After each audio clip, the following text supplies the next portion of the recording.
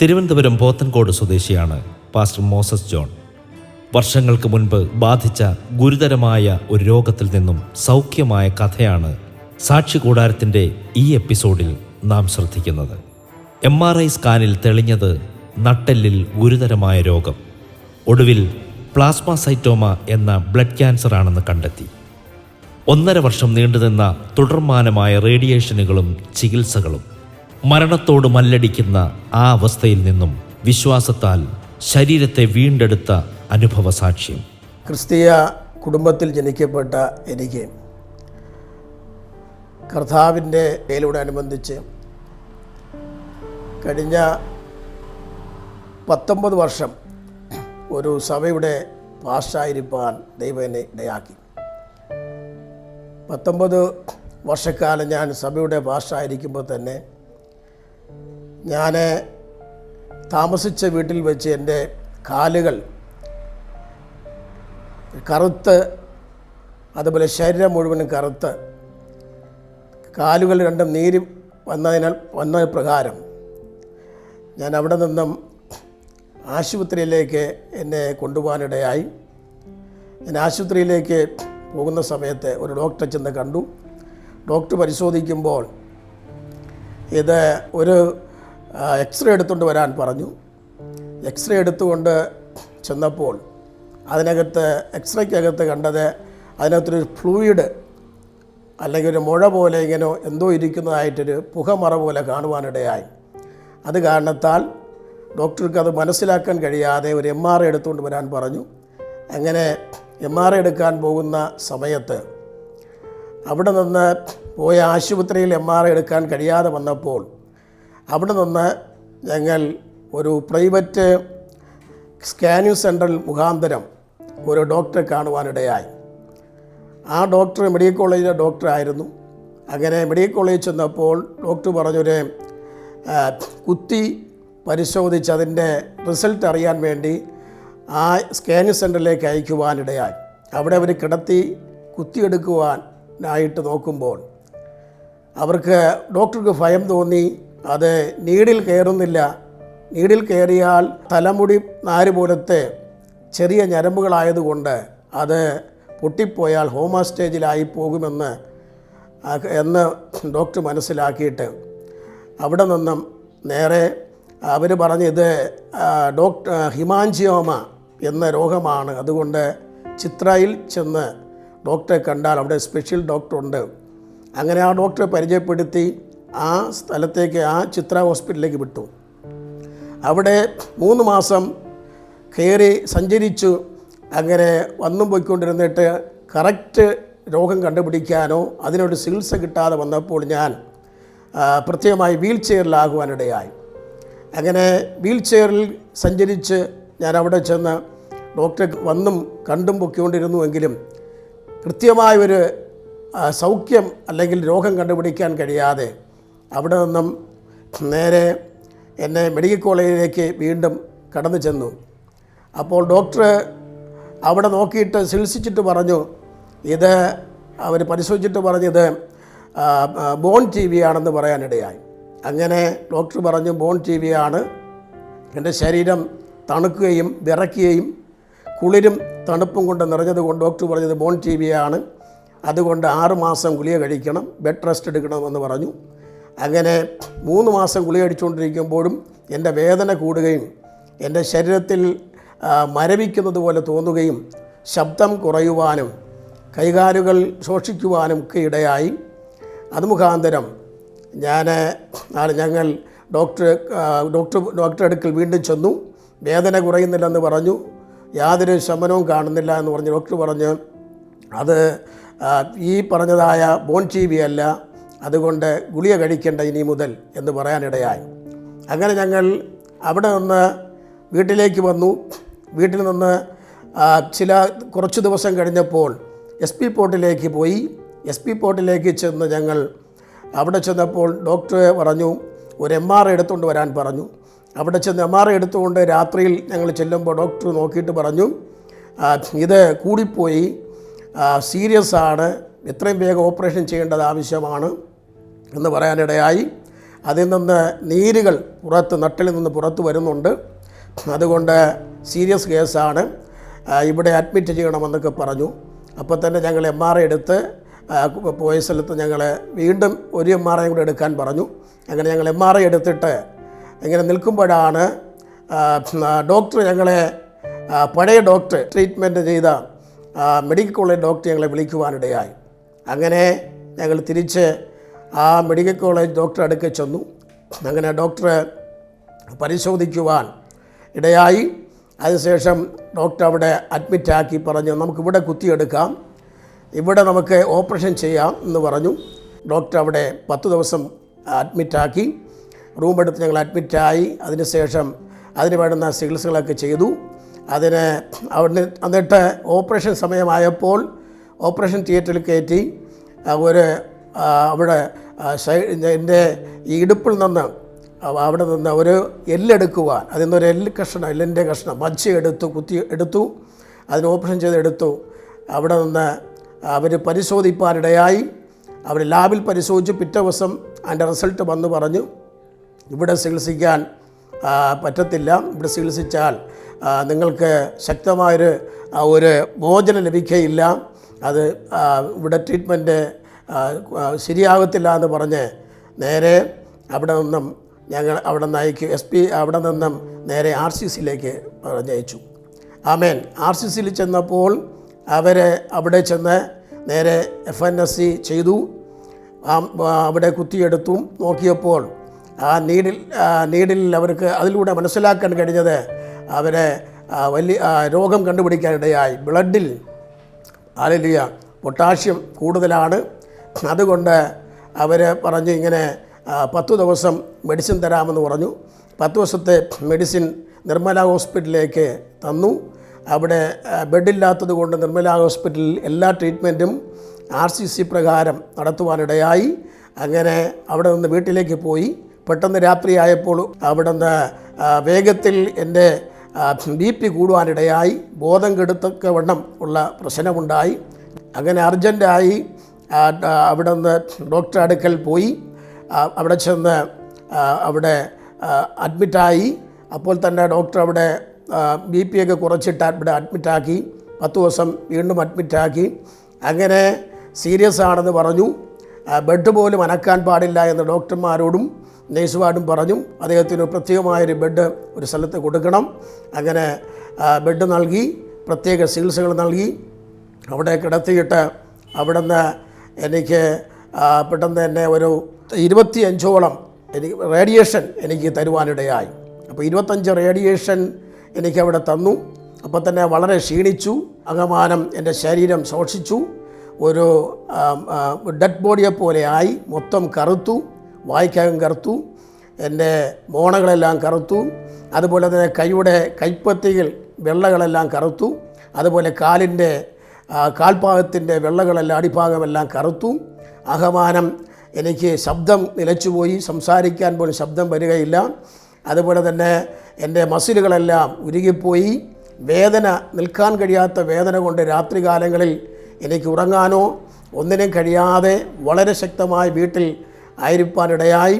അങ്ങനെ വീണ്ടും കടന്നുപോയി ഇങ്ങനെ റേഡിയേഷൻ എടുത്തുകൊണ്ടിരുന്നു. അതിനുശേഷം ഡോക്ടർ പറഞ്ഞ് എല്ല് വിലപ്പെടേണ്ടതിനായിട്ട് 1.5 വർഷക്കാലം ഉള്ള ട്രിപ്പ് ഇഞ്ചക്ഷൻ എനിക്ക് തരുവാനിടയായി. എന്നിട്ടും വേദന ഇങ്ങനെ കൂടിക്കൊണ്ടിരുന്നു. എങ്കിലും വളരെ ക്ഷീണിച്ചു ഞാൻ. അങ്ങനെ അവിടെ നിന്ന് ട്രീറ്റ്മെൻറ്റ് കഴിഞ്ഞ് 1.5 വർഷത്തെ ട്രീറ്റ്മെൻറ്റ് കഴിഞ്ഞിട്ട് അവരെന്നെ നേരെ ഫിസിയോതെറാപ്പി നടത്തുവാനായിട്ട് ഹോസ്പിറ്റലിലേക്ക് പറഞ്ഞു വിട്ടു. അവിടെ ചില മാസങ്ങൾ ഫിസിയോതെറാപ്പി വന്നും പോയി ചെയ്യുവാനിടയായി. എൻ്റെ കാല് എൻ്റെ ബലം ക്ഷയിച്ചുപോയി. മടക്കുവാൻ കഴിയാതെയായി. വീൽ ചെയറിൽ തന്നെ സഞ്ചരിക്കുമ്പോൾ തന്നെ എനിക്ക് എൻ്റെ ശരീരത്തിൽ ബെൽറ്റ് കെട്ടി നടത്തുവാനിടയായി. അപ്പോൾ തന്നെ എനിക്ക് പ്രിൻ്റ് എൻ്റെ കാലിൽ 2 കാലിലും പ്രിൻ്റ് വെച്ച് കെട്ടി നടത്തുവാനിടയായി. അങ്ങനെ ഒത്തിരി നാളുകൾ അവിടുത്തെ പരിശ്രമത്തിന് ശേഷം ആ സമയത്ത് കോവിഡ് വന്ന കാലഘട്ടത്തിലാണ് ചികിത്സ അവിടെ ചെയ്യാൻ ബുദ്ധിമുട്ടതായതുകൊണ്ട് വീട്ടിലേക്ക് വിട്ടു. വീട്ടിൽ വന്ന് ഞങ്ങൾക്കവിടെ ഒരു പ്രത്യേകമായൊരു ഫിസിയോതെറാപ്പിസ്റ്റിനെ വിളിച്ചു. ആഴ്ചതോറും അദ്ദേഹം വന്ന് എന്നെ ട്രീറ്റ്മെൻറ്റ് ചെയ്തു. ഞാൻ വളഞ്ഞതുപോലെ എൻ്റെ ബോഡി വളഞ്ഞ് കാലും നോക്കാൻ കഴിയാതെ, നട്ടെല്ല് നിവർത്താൻ കഴിയാതെ വളരെ പരിതാപത്തോടെ വേദന കൊണ്ട് ഗുളിക കഴിച്ച് കിടക്കുമ്പോൾ എനിക്ക് ആ ഫിസിയോതെറാപ്പി വന്ന് എൻ്റെ കാലുകളെ അതുപോലെ ഫിസിയോതെറാപ്പി ചെയ്ത് 6 മാസങ്ങളോളം എനിക്ക് വേണ്ടുന്നതായ നല്ലൊരു ചികിത്സ തരുവാനിടയായി. അപ്പോൾ എൻ്റെ കൈകൾ പൊങ്ങുകയില്ലായിരുന്നു. അപ്പോൾ ആ സമയത്ത് ഞാൻ എൻ്റെ വേദന സഹിച്ചുകൊണ്ടിരിക്കുമ്പോൾ തന്നെ ഗുളിക കഴിക്കുമ്പോൾ കൈകൾ ഞാൻ പ്രവർത്തിച്ചു.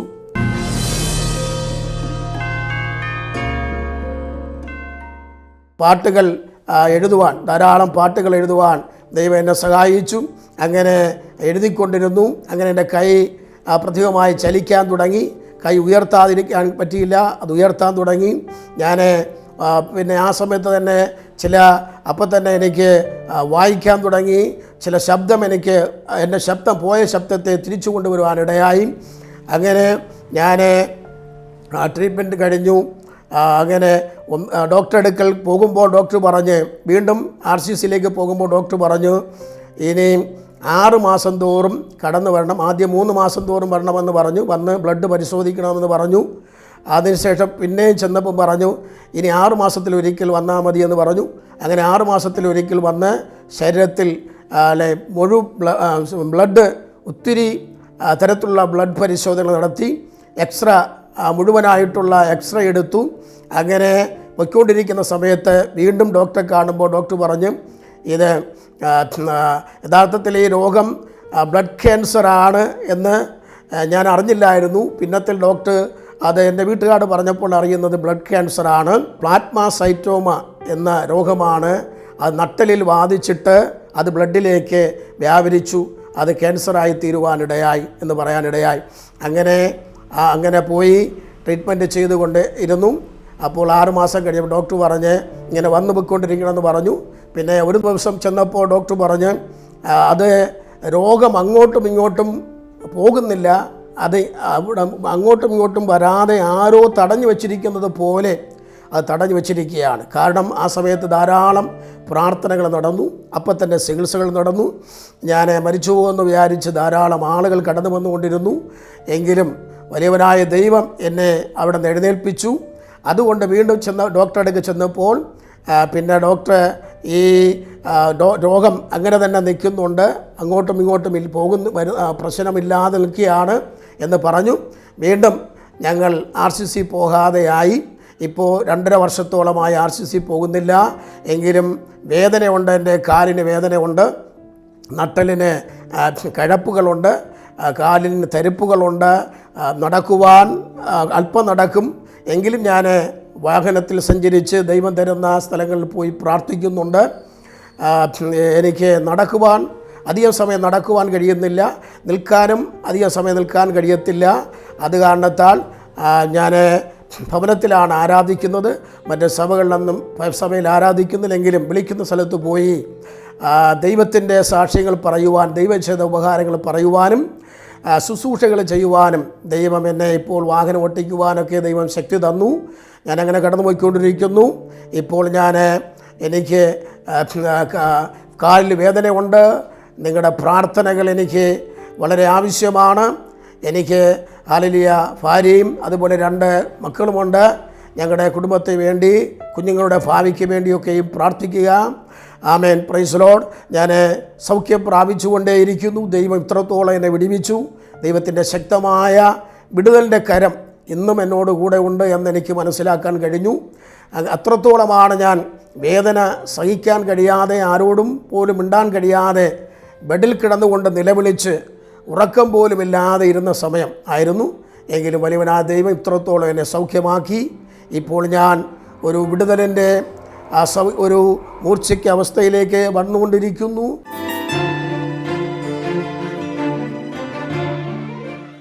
വേദന സംഹാരികളിൽ ജീവിതവും മനസ്സും തളർന്നപ്പോൾ പാട്ടുകൾ എഴുതുവാൻ ആരംഭിച്ചു. ആ വരികളിൽ നിറഞ്ഞു നിന്നത് ദൈവത്തോടുള്ള നന്ദിയുടെ വാക്കുകളായിരുന്നു.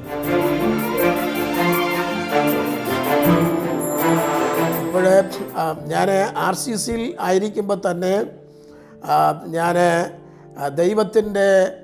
ദൈവത്തിൻ്റെ ദൂതൻ വന്ന് നിൽക്കുന്നത് ഞാൻ കാണുവാനിടയായി.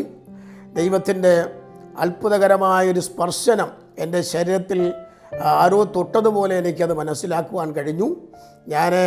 അപ്പോൾ തന്നെ ദൈവം എനിക്ക് ഒരു അനുഭവം എന്ന് പറയുന്നത് ഒരു വരി എനിക്ക് ഒരു പാട്ടിൻ്റെ വരി, ഞാൻ അവിടെ RCCയിൽ കിടക്കുമ്പോൾ ധാരാളം പാട്ടുകളിങ്ങനെ ദൈവം തരുന്ന എൻ്റെ ആ വേദനയിൽ ഞാൻ മരുന്ന് കഴിച്ച് ഇരിക്കുമ്പോൾ തന്നെ പാട്ടുകൾ എഴുതി പാടുമ്പോൾ എഴുതുവാനിടയായി.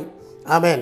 അങ്ങനെ എനിക്ക് ആ പാട്ടിലൂടെയാണ് എൻ്റെ മൈൻഡ് ഈ വേദന നിന്ന് മാറുവാനും ഞാൻ അതിനൊക്കെയും മനസ്സിലാക്കാതെ തന്നെ അത് നോക്കാതെ തന്നെ ദൈവത്തിൽ ആശ്രയിച്ച ആ പാട്ടിലൂടെ ദൈവം തന്ന വരികൾ, എനിക്ക് തോന്നുന്നു ദൈവം എനിക്ക് തന്ന വിടുതൻ്റെ വരികളാണ്. ആ വരികളിലൂടെ ഞാൻ പാടി ദൈവത്തെ മഹത്വപ്പെടുത്തുവാനിടയായി. വീട്ടിൽ ഞാൻ വരുമ്പോഴും ഞാൻ അതേപോലെ ഒരു ഭിത്തിയിൽ ദൈവദൂതൻ ഇങ്ങനെ ഒരു രാത്രിയിൽ ദൈവദൂതൻ ഇങ്ങനെ പെട്ടെന്ന് പ്രത്യക്ഷനായി നിൽക്കുന്നത് എനിക്ക് കാണുവാനിടയായി, ദൂതൻ്റെ വേഷത്തിൽ. ആമേൻ. അങ്ങനെ എനിക്ക് അവിടെയും ധാരാളം അനുഭവങ്ങൾ ഉണ്ടായിട്ടുണ്ട്. എൻ്റെ സൗഖ്യത്തിൻ്റെ അനുഭവം തന്നെ യേശുക്രിസ്തു എന്നെ തൊട്ടു, എന്നെ സൗഖ്യമാക്കി. യേശുക്രിസ്തു എൻ്റെ ആ പാട്ടിൻ്റെ വരികളിലൂടെ എന്നെ സംരക്ഷിച്ചു. എനിക്ക് അങ്ങനെ ഒരു വിടുതൽ ദൈവം എനിക്ക് തരുവാനിടയായി.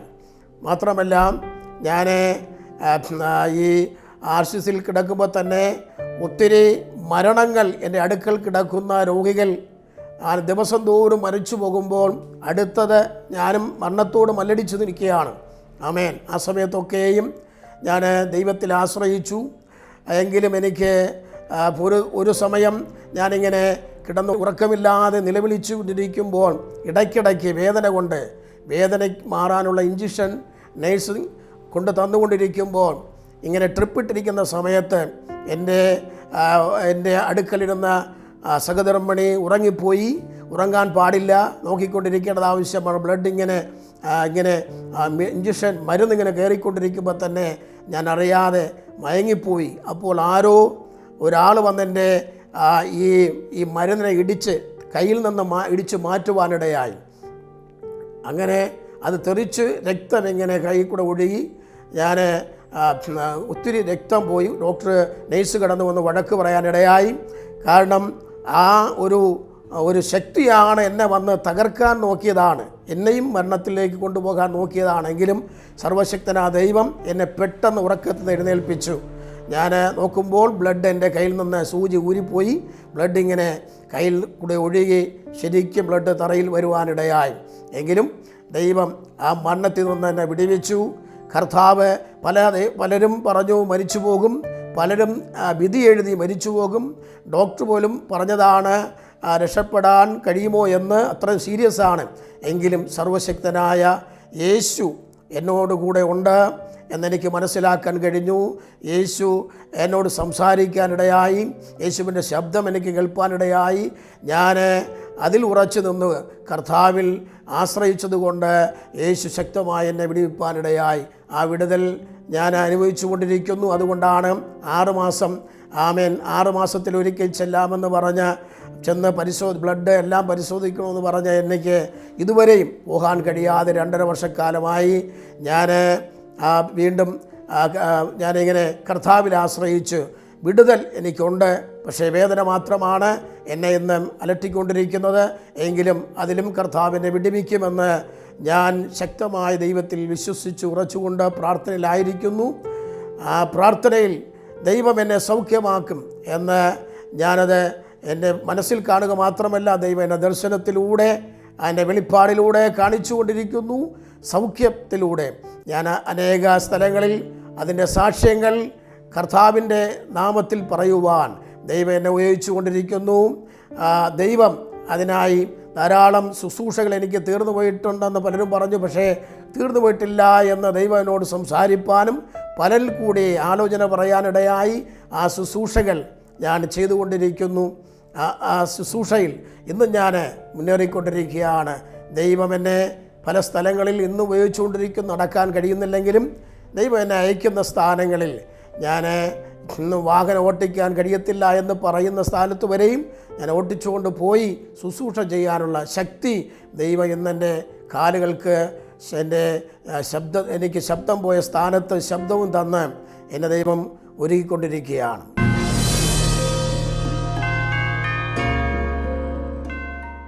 ക്രിസ്തീയ കുടുംബത്തിൽ ജനിച്ചു വളർത്തപ്പെടുവാനിടയായി. ഞങ്ങൾ 4 മക്കളാണ്. പപ്പ പാസ്റ്ററാണ്, അമ്മയുണ്ട്. അപ്പോൾ തന്നെ ആയിരിക്കുന്ന സമയത്ത് എൻ്റെ ചെറിയ പ്രായത്തിൽ ഞാൻ ഒത്തിരി സൺഡേ സ്കൂളൊക്കെ പഠിച്ച് ദൈവവചനം അറിയാമെങ്കിലും ഞാൻ അവിടെ നിന്ന് കൂട്ടുകെട്ടുകൾ കൂടി ഞാൻ തെറ്റിപ്പോയി. അങ്ങനെ ഇരിക്കുമ്പോൾ ഞാൻ ധാരാളം ജോലിക്ക് വേണ്ടി ഒത്തിരി ടെസ്റ്റുകൾ എഴുതി ജോലി കിട്ടാതെ വന്നു. ഞാനൊരു സെക്യൂരിറ്റി ജോലിയായിട്ട് സിറ്റിക്കകത്തൊരു സ്ഥാപനത്തിൽ ചെയ്തുകൊണ്ടിരിക്കുമ്പോഴാണ് പെട്ടെന്ന് ഞാനൊരു സമയത്ത് ഇങ്ങനെ സഞ്ചരിച്ചു കൊണ്ടിരിക്കുമ്പോൾ ഒരു എക്സ് സർവീസ്മാനെ കണ്ടു. അദ്ദേഹം പറഞ്ഞ് പട്ടാളത്തിൽ പോകാൻ ഇഷ്ടമുണ്ടോ? ഞാൻ പറഞ്ഞ് പട്ടാളത്തിൽ പോകാൻ എനിക്കിഷ്ടമുണ്ട്, എന്നാൽ അതിൻ്റെതായ കാര്യങ്ങളെല്ലാം സെക്കൻഡറി വാതിൽ വന്ന് കോളിംഗ് ലെറ്റർ വന്നു. ആ സമയത്ത് ഞാൻ ബൈ കോളേജിലും അയച്ചിരുന്നു.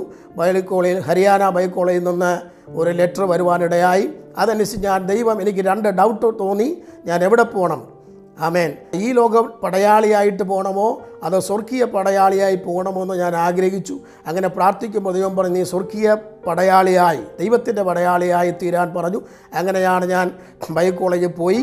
അങ്ങനെ അവിടുത്തെ പഠിച്ചുകൊണ്ടിരിക്കുമ്പോൾ തന്നെ എൻ്റെ അനുഭവത്തിൽ ധാരാളം ഉപദ്രവങ്ങൾ ഞാൻ പഠിച്ചുകൊണ്ടിരുന്ന ശുശ്രൂഷിച്ച് സുവിശേഷം ചെയ്തുകൊണ്ടിരുന്ന നോർത്ത് ഇന്ത്യയുടെ ഡൽഹിയിൽ നിന്ന്, ഹരിയാനയിൽ നിന്ന്, അതുപോലെ UP യിൽ നിന്ന് സംഭവിപ്പാനുണ്ടായി. അതൊക്കെ കഴിഞ്ഞു. എൻ്റെ അനുഭവത്തിലൂടെ ഞാൻ പഠിത്തം നിർത്തി. ഗ്രാജുവേഷൻ കഴിഞ്ഞു.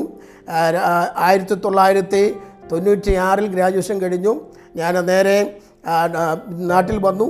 ഒരു സംഘടനയിൽ കയറി സഭാ ചാർജ് ലഭിക്കാനിടയായി. അങ്ങനെ ഞാൻ ദൈവസ്ഥാനത്തിൽ ദൈവവുമായിരിക്കുന്ന ബന്ധത്തിൽ ഏകദേശം 26 വർഷം എൻ്റെ സഭാപീഠയിൽ ഞാൻ 3ഓളം ചർച്ചിൽ, കോട്ടയത്തും അതുപോലെ തന്നെ 3ഓളം ചർച്ചിൽ ആയിരിക്കുവാനിടയായി. അങ്ങനെ ആയിരിക്കുന്ന സമയത്താണ് ഏകദേശം 19 വർഷക്കാലം ഒരു സഭയിലിരിക്കുമ്പോഴാണ് എനിക്ക് രോഗം പിടിക്കപ്പെടുവാനിടയായി. എന്നാൽ ഞാൻ ദൈവത്തിലേക്ക് കടന്നു വരുന്നതിന് മുന്നമേ എനിക്ക് എൻ്റെ മാതാവിൻ്റെ പ്രാർത്ഥനയാണ് ഞാൻ കൂട്ടുകെട്ടിൽ നിന്ന് കടന്നു വരുവാനിടയായത്. ധാരാളം ഞാൻ തെറ്റിപ്പോകാനിടയായി. അതുപോലെ ഞാൻ മറ്റേ ആത്മീയ ഫീൽഡ് വിട്ടുപോകാനിടയായി. തിരിച്ച് ദൈവം എൻ്റെ മാതാവിൻ്റെ പ്രാർത്ഥന മുഖാന്തരം ആത്മീയ ഫീൽഡിലേക്ക് കൊണ്ടുവന്നു. ദൈവത്തിൽ വീണ്ടും ഉറച്ചു നിൽക്കുവാൻ ദൈവം എന്നെ സഹായിച്ചു. അത് മുഖാന്തരമാണ് ഞാൻ ദൈവത്തിനു വേണ്ടി ഇറങ്ങുവാനും ഒരു ദൈവദാസനായി തീരുവാനും ഇടയായി. എൻ്റെ കുടുംബത്തിൽ തന്നെ ഞങ്ങൾ 4 മക്കളാണെങ്കിലും ഞങ്ങൾ അവിടെ മൊത്തം 4-5ഓളം പാസ്റ്റർമാരാണ് ഞങ്ങളുടെ കുടുംബ പശ്ചാത്തലത്തിൽ പിന്നത്തിലായിത്തീരുവാനിടയായത്. Praise the Lord. അത് മുഖാന്തരം ഇന്നേ വരെ ദൈവം എന്നെ സഹായിച്ചു കൊണ്ടിരിക്കുന്നു. കാരണം ഞാൻ ഒരിക്കലും ഈ ശുശ്രൂഷയിൽ കടന്നു വരുമെന്ന് ആഗ്രഹിച്ചതല്ല. കാരണം എത്രത്തോളം കൂട്ടുകെട്ടുകൾ എനിക്കുണ്ടായിരുന്നു. കൂട്ടുകാരിലൂടെ എന്നെ ദൈവത്തിൽ നിന്ന് അകറ്റിക്കൊണ്ടുപോകാൻ ഇടയായി. പല കാര്യങ്ങളിലൂടെ എന്നെ കൊണ്ടുപോയെങ്കിലും അവിടെ നിന്നൊക്കെ മടങ്ങി വന്ന് ദൈവത്തിലേക്ക് ആയിരിക്കാനിടയായി. എന്നാൽ ദൈവത്തിൽ ഞാൻ ആയിരിക്കുമ്പോൾ തന്നെ ധാരാളം ഞാൻ ഏകദേശം എനിക്ക് തോന്നുന്നു ഞാൻ SLC പഠിച്ചുകൊണ്ടിരിക്കുമ്പോൾ തന്നെ ഞാൻ പ്രസംഗിക്കുന്നൊരു ദൈവവേദലായിരുന്നു. ആ ധാരാളം പ്രസംഗിച്ചിട്ടുണ്ട്. അതിലൂടെയാണ് ഞാൻ ഒരു ദാസനായി തീരണമെന്ന് ആഗ്രഹിക്കാനിടയായത്. അങ്ങനെ ദൈവത്തിൻ്റെ ദാസനാകുവാനുള്ള പദവിയിലേക്ക് ദൈവം എന്നെ പടിപടിയായിട്ട് ദൈവം എന്നെ പരീക്ഷണത്തിലൂടെ എന്നെ കടത്തിവിടുവാനിടയായി. ഞാൻ ബൈബിൾ കോളേജിലായിരിക്കുമ്പോൾ തന്നെ ഒരു മരണം കഴിഞ്ഞു പോയതാണ്. 9 മണിക്കൂറോളം ഞാൻ സുഖമില്ലാതെ അവിടെ കിടക്കുവാനിടയായി. ബോധം കെട്ട് കിടക്കുന്നു, പല്ലൊക്കെ കൊരുത്തു. അങ്ങനെ അവിടെ ഒരു മെഡിക്കൽ കോളേജിലേക്ക് എന്നെ കൊണ്ടുപോയി, ആശുപത്രിയിലേക്ക് കൊണ്ടുപോയി. അവിടെ നിന്ന് ഞാൻ ബോധം എത്ര ശ്രമിച്ചിട്ടും ഡോക്ടർ നോക്കിയിട്ടും ബോധം വന്നില്ല. അങ്ങനെ അവർ പരിശോധിക്കുമ്പോൾ എനിക്ക് മനസ്സിലാക്കാൻ കഴിഞ്ഞത് എനിക്ക് മലമ്പനിയാണ്, കൂടിപ്പോയി, അത് മരിച്ചു പോകുമെന്ന് വിധി എഴുതുവാനിടയായി. എങ്കിലും എന്നെ അവിടെ നിന്ന് മെഡിക്കൽ കോളേജിലേക്ക് വിടുമെന്ന് പറഞ്ഞു. അല്പവും കൂടെ ശ്രമിക്കുമ്പോൾ ഒരു ആംബുലൻസ് വിടാമെന്ന് പറഞ്ഞു. പക്ഷേ ദൈവം എന്തോ എൻ്റെ ഉള്ളിൽ ആരോ എന്നെ തട്ടി ഉണർത്തുന്ന പോലെ തോന്നി. ഞാൻ പെട്ടെന്ന് എനിക്ക് ജീവൻ വന്നു. അതിനുശേഷം ഡോക്ടർ എന്നെ വിടാതെ തന്നെ മെഡിക്കൽ കോളേജിലേക്ക് വിടാതെ എനിക്കവിടെ ചികിത്സ നൽകി. അങ്ങനെ എനിക്ക് മരണത്തിൽ നിന്ന് അവിടെയും ഒരു മരണത്തിൽ നിന്ന് ദൈവം വിടിവിപ്പാനിടയായി. ഏകദേശം എൻ്റെ ജീവിതത്തിൽ 4ഓളം മരണത്തിൽ നിന്നും ദൈവം എന്നെ വിടിവിച്ചു എന്നുള്ളത് എൻ്റെ ജീവിതത്തിലൊരു വലിയ സാക്ഷ്യമാണ്. എന്നാൽ എൻ്റെ അവസാനത്തെ എൻ്റെ ഒരു ആപത്ത് വന്നത് ഈ ബ്ലഡ് ക്യാൻസറാണ്. ആ ക്യാൻസറിലൂടെയും ഞാൻ മരിച്ചു പോകേണ്ടത് ആ സ്ഥാനമാണ് എനിക്കുണ്ടായിരുന്നതെങ്കിലും സർവശക്തനായ ദൈവം എന്നെ നിർത്തിയിരിക്കുന്നു. ഞാൻ എന്നും കർത്താവിന് വേണ്ടി കുടുംബമായി ദൈവവേലയിലാണ്. ഞാൻ ഭവനത്തിൽ ആയിരുന്നുകൊണ്ട് പുറത്തുപോയി എഴുന്നേറ്റ് നിന്ന് ശുശ്രൂഷിപ്പാൻ കഴിയാത്തതുകൊണ്ട് ഭവനത്തിൽ നിന്ന് ഞാൻ ശുശ്രൂഷിക്കുന്നു. എനിക്ക് മുൻപോട്ടുള്ള ശുശ്രൂഷ പ്ലാനുകളുണ്ട്.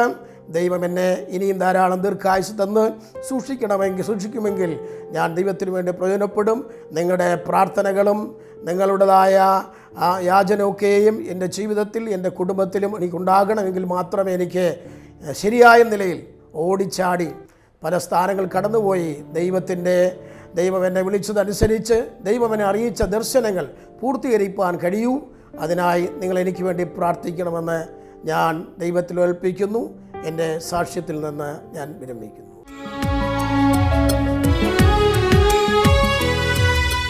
മനസ്സ് തളർന്നു പോകാതെ ദൈവത്തിൽ ആശ്രയിച്ച് ഈ വിശ്രമ ജീവിതത്തിൽ വിശ്വാസത്തിൽ ഉറയ്ക്കുകയാണ് പാസ്റ്റർ മോസസ് ജോൺ.